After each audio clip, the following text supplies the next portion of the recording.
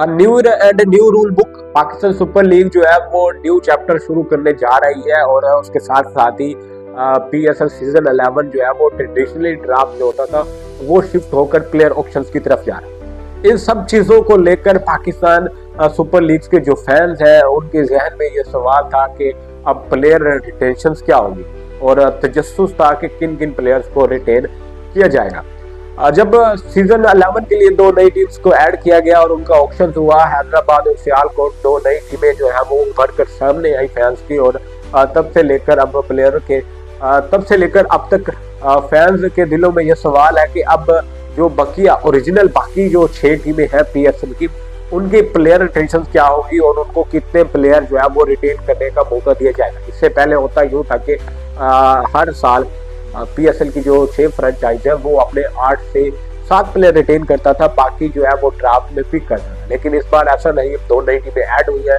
PSL management चाहता है कि प्लेयर रिटेंशन जो है वो कम कर दी जाए, कभी वो कहते हैं 3 हो जाए, कभी वो कहते हैं 4, ताकि बाकी दो जो नई टीम आई है उनकी टीम बैलेंसिंग भी हो जाए।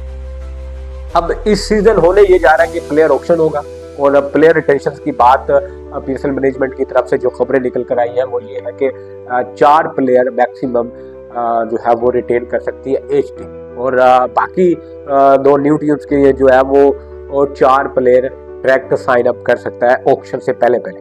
अब किस तरह प्लेयर रिटेन करने हैं ये भी एक बहुत बड़ा सवाल है। ठीक है, सबसे पहले हर कैटेगरी पे एवरी कैटेगरी से ईच टीम जो है वो एक प्लेयर रिटेन करेगी। प्लाटिनियम, 2 गोल्ड, डायमंड और सिल्वर, ये 4 ऐसा कैटेगरी है और इन कैटेगरीज में से हर टीम जो है एक प्लेयर रिटेन कर सकती है। मिसाल के तौर पर हम लाहौर कलंदर्स की टीम देखें तो प्लाटिनियम कैटेगरी में हमें 3 बड़े प्लेयर जो नजर आते हैं वो पाकिस्तानी हैं, शाहीन अफरीदी, फ़खर जमान और हारिस रऊफ। इन तीनों में से लाहौर कलंदर को किसी एक को पिक करना होगा और ऑब्वियसली लाहौर कलंदर को पिक करेंगे, खैर वो जो भी पिक करे। ठीक है, ऐसे ही डायमंड कैटेगरी से, गोल्ड कैटेगरी से और सिल्वर कैटेगरी से भी एक प्लेयर जो है वो रिटेन करना। अच्छा, एक चीज़ और होती थी, इमर्जिंग कैटेगरी भी थी, सप्लीमेंट्री कैटेगरी भी थी ड्राफ्ट में और कैटेगरी क्या लेके ब्रांड एम्बेसडर भी होता था। ठीक है, और एक चीज़ और भी ड्राफ्ट में इस्तेमाल होता था RTM, जो कि अब आपको ऑक्शन में RTM नहीं दिखाई देगा। और ये जो कैटेगरीज है जो पिछले सीजन हमने ड्राफ्ट में देखा था वो कैटेगरी जो है वो अब आप लोगों को ऑप्शन में भी नहीं दिखाई देगी। उसके लिए PCB जो है वो न्यू रूल्स या पोल क्या करेगा। ठीक है, ये वैलिड रहेगा। प्लाटिनियम, डायमंड, सिल्वर और गोल्ड की कैटेगरी जो है वो अब वैलिड ऑप्शंस में नहीं होगी। इसके लिए अब ऑप्शंस के लिए PCB जो है वो नया रूल्स बनाएगा। हो सकता है कि वो पोल्स बनाए जिस तरह IPL में होते थे। एक पोल था बेस प्राइस जिसकी थी 2 करोड़ और दूसरा पोल था उसमें बेस प्राइस 1 करोड़ की थी। ठीक है, ऐसा भी हो सकता है। उसके अलावा जो कि अब 4 प्लेयर तो रिटेन कर लेंगी बाकी 6 टीम और जो 4 डायरेक्ट साइन अप करेगी 2 न्यू टीम सियालकोट और हैदराबाद, वो कैसे करेगी? अब इस पर भी सवाल खड़ा था। जब ये 6 के टीम फाइनल कर लेंगे अपनी रिटेशन और बाकी जो प्लेयर्स बचेंगे उन रिलीज जो ये टीमें जो रिलीज प्लेयर करेंगी उनमें से 4 प्लेयर जो है वो रिटेन करने होंगे सियालकोट और 4 ही रिटेन करने होंगे हैदराबाद। और इनके लिए भी वैसा ही होगा रूल्स के हर कैटेगरीज में से एक ही प्लेयर को रिटेन करना होगा।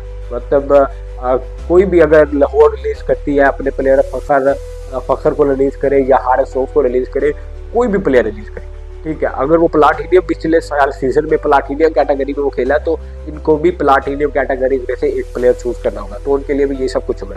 अच्छा, अब बात आती है कि एवरी टीम का पर्स कितना होगा। हर टीम के पास जो है वो पैसे होंगे प्लेयर खरीदने के 101.6 बिलियन डॉलर। ठीक है, तो उसमें से ही जितने प्लेयर ये रिटेन करेंगे उनका जितनी रकम बनेगी वो इस पर्स से वो डिटेक्ट कर दी जाएगी और काट दी जाएगी।